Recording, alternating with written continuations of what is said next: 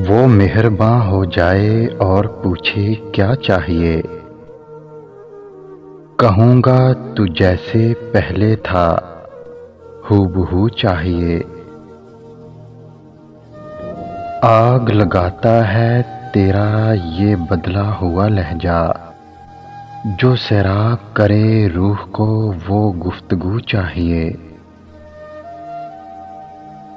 नया एक रिश्ता पैदा क्यों करें हम, बिछड़ना है तो फिर झगड़ा क्यों करें हम। खामोशी से हो रस्में दूरी, कोई हंगामा भरपा क्यों करें हम। नहीं दुनिया को जब परवाह हमारी, तो फिर दुनिया की परवाह क्यों करें हम। बिछड़े हुए तो एक ज़माना हो गया, मगर वो शख्स मेरी आँख से ओझल नहीं हुआ। उसे शक था कि मुझे शक था उस पे,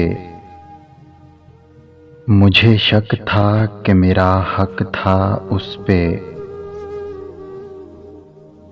उसने जाना था मुझे रोना था यही होना था। उसे पता था दिल किस हद तक था उस पे।